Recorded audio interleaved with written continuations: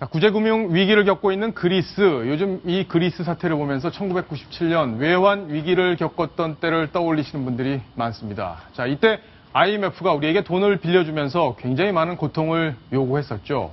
그런데 지금 그리스에게는 다른 기준을 대고 있다고 합니다. 그래서 지금 논란이 더 커지고 있는데, 자, 이 상황을 지금부터 한번 자세히 짚어보도록 하겠습니다. 자, 천상철 차장. 네. IMF 때 우리가 굉장히 많이 힘들어했고 근무오기도 하고 난리였잖아요. 네. 그때 근데 우리가 위기를 넘겼던 것은 결국에는 구조조정을 성공적으로 할 수 있었고 국민들도 많은 걸 포기했기 때문이었잖아요.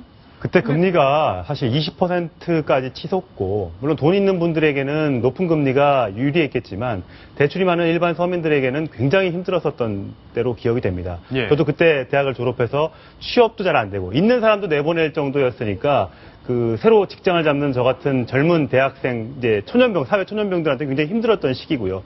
국민들도 말씀드린 대로 허리띠를 졸라매고 집에 있는 이 금반지까지 전부 다 내놔서 그 돈을 가지고 이 IMF를 빨리 조기 졸업할 수 있었던 계기로 삼았었는데, 지금 그리스는 그렇지 못한 게 우리나라와 정반대로 가고 있는 것이 좀 특징이다, 이렇게 볼 수 있겠습니다. 저는 천상철 차장께서 그리스도 직접 취재를 2, 3년 전에 다녀오신 걸로 알고 있거든요. 네. 제가 2011년도에 그리스에 취재를 갔었는데, 이제 저희 개국에 앞서서 취재가 갔었는데, 당시 어땠어요? 그때도 주제가 이런 주제였습니다. 그때도 그리스가 그렉시트를 할 것이냐 말 것이냐, 유로에서 탈퇴를 할 것이냐 말 것이냐 하고 굉장히 논란이 많았는데, 제가 깜짝 놀랐던 게 공항에서 택시를 타고 숙소로 가는데 고속도로변에 굉장히 많은 중고차 딜러들이 쫙 있었습니다. 예. 근데 벤츠가, 그 작은 나라에 벤츠 매물이 너무 많은 거예요.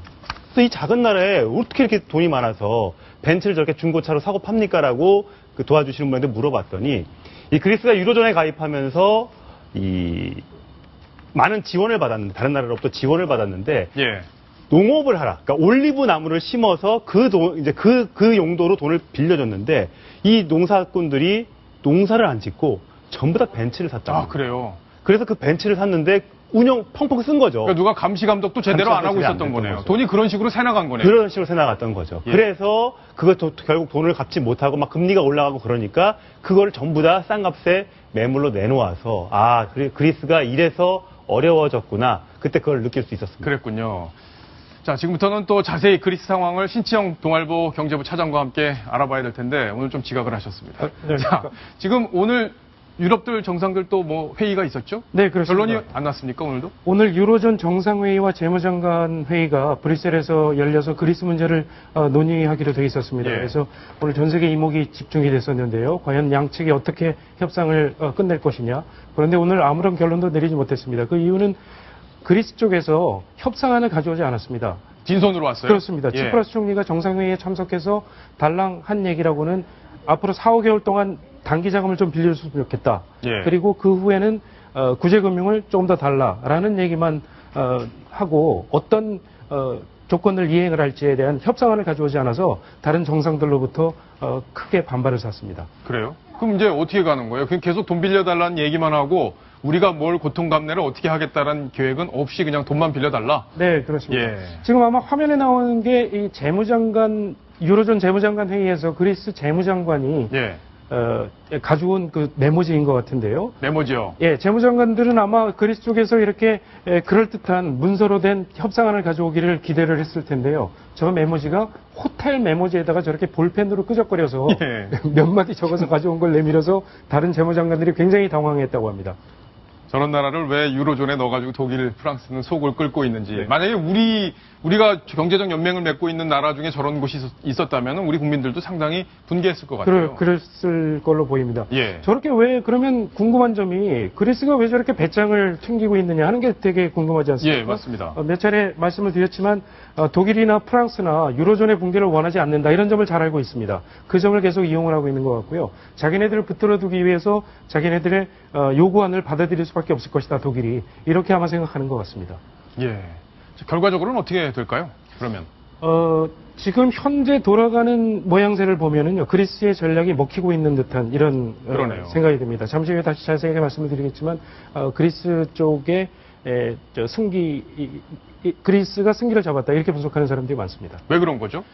지금 말씀드린 대로 독일과 프랑스가 어떻게든 그리스를 유로존에 붙들어 둬서 그리스 동맹을 유로존 동맹을 끌고 가려는 이런 생각을 갖고 있기 때문에 예. 그리스를 구슬러서 협상안을 줄다리기를 하면서 결국은 유로존에 잔류를 시킬 걸로 이렇게 예상을 하고 있습니다. 자, 미국하고 독일 입장이 좀 다르다 이런 얘기들도 나오고 있는데 그리스가 또 미국을 대하는 태도와 독일을 대하는 태도가 또 다르다고 해요, 이분이. 그렇습니다. 예. 오늘 오바마 대통령이 그리스 사태가 일어난 이후에 처음으로 메르켈 독일 총리와 시프라스 그리스 총리에게 직접 전화를 했습니다. 직접 전화로. 그렇습니다. 예. 그래서 상황이 힘든 줄 알겠지만 양측이 잘 타협을 해서 유로존이 계속 그리스가 계속 유로존에 잔류할 수 있도록 이렇게 했으면 좋겠다라고 강력하게 의사를 표시했습니다.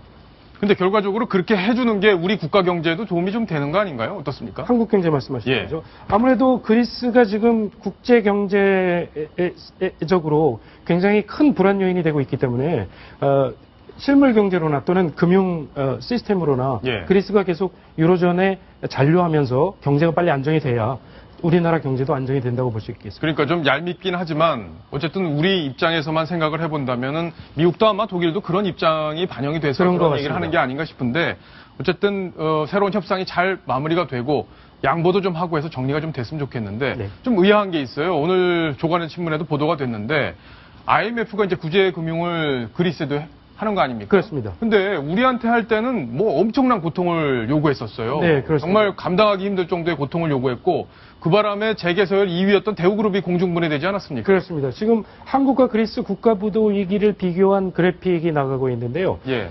비슷한 면도 있고 다른 면도 있습니다. 1997년에 저희 한국이 외환위기에 빠졌던 원인은 역시 기업들이 방만하게 차입 경영을 하다가 위기에 빠져서 기업들이 도산을 하고 은행들까지 어려워지고 외국인 투자자들이 빠져나가면서 외환 보유액이 바닥이 난 그런 상황이었죠. 그랬죠. 마찬가지로 그리스는 주변국으로부터 빌린 돈으로 과도하게 복지 지출을 하다가 재정이 파탄나는 상황이고요. 예. 빚 때문에 양쪽 다 위기를 겪고 있다. 이런 점은 좀 비슷한 점으로 볼 수 있겠고요. 구제금융 규모는 그리스가 훨씬 우리나라보다 큰 상황입니다. 우리나라가 582억 달러의 구제금융을 IMF 등으로부터 받았었는데 네. 그리스가 한 2,400억 유로 정도를 받았거든요. 한 2,800억 달러 정도 되는 규모입니다. 채권단의 요구사항을 보면은 한국에는 굉장히 가혹하다는 평가가 많았습니다. 고금리 고환율 정책을 써서 금리가 25%까지 올라가고요. 환율이 900원, 1,000원에서 움직이던 환율이 2,000원을 넘었었죠. 그렇습니다. 그래서 또 강력하게 구조조정을 요구를 해서 도산을 하는 기업이 하루에 100개씩 나올 정도로 예. 이렇게 심했죠. 그래서 몇 달 사이에 50만 명이던 실업자가 120만 명에 이릅니다. 이때부터 노숙을 하는 그런 실업자들이 많이 생기기 시작했죠. 예. 자, 신은숙 변호사께서 보시기에는 지금 이 IMF의 이중잣대처럼 우리 국민들은 좀 느끼고 있는 상황인데 어떻게 평가할 수 있을까요? 네, 이중잣대에 대해서는 뭐 정확히 정리를 해주셔서 제가 더 첨언할 건 없고요. 다만 이제 그리스가 지정학적으로 이제 지중해 쪽에 위치하면서 미국이라든가 또는 러시아라든가 중국 사이에 끼면서 서로가 이제 거기에 대한 이권 경쟁이라든가 지정학적 위치를 확보하고자 하는 부분에 껴 있어서 혜택을 보는 것도 있지만 어찌 보면 이제 국민성에 대해서도 차이가 있을 것으로 보이는데요. 우리나라 사람들 같은 경우는 정말 치열하게 열심히 살았습니다. 배를 줄리고 그 이유는 천에 자원이 없습니다. 그 자원도 없지만 그리스 같은 경우는 우리가 해외 여행을 한번 가볼까 생각할 때 그리스로의 여행을 누구나가 꿈꿀 만큼 천의 자원과 유적과 유물을 가지고 있습니다. 그러다 보니까 가만히 앉아서도 돈이 들어온다라는 국민성의 차이가 좀 있을 것 같고 저희 나라 같은 경우는 뭐 미국이나 러시아, 중국에 껴있다고 하더라도 일본하고 한국 중에 하나를 고를 수 있는 세계적인 그런 위치에 있다 보니까 상대적으로 IMF에서도 차별을 받는 것 같습니다. 다만 좀 금파를 때 생각을 하니까 씁쓸합니다. 예, 씁쓸하죠. 네. 저희 나라라기보단 이제 우리나라가 맞는 네. 표현인 것 같고요. 자, 신청자자. 그러면 어쨌든 결론이 이제 조만간 날 텐데 지금 시청자분들께서 예상하시기로는 이제 그리스가 좋은 쪽으로 그래도 돈을 빌려준 사람이 약자다 결국에는. 그래서 돈을 빌려주면서 약간의 명분을 삼아서 이번 일을 정리할 거다. 이렇게 좀 예상을 해도 괜찮은 거죠? 그렇게 예상이 되고 있습니다. 예. 오늘 유로존 정상들이 그리스에게 9일까지 협상을 가져와라 이렇게 최후 통첩을 내렸습니다. 그리고 예. 그 협상안을 가지고 12일 날 결론을 내리겠다. 12일 날 결론 네, 낸다. 결론을 내리겠다. 12일 날이 아마 그리스 운명의 날이 될 것으로 보입니다. 예, 운명의 날 12일 날 그 전에 상황이 어떻게 돌아가는지 저희가 또 면밀하게 취재를 해보겠습니다.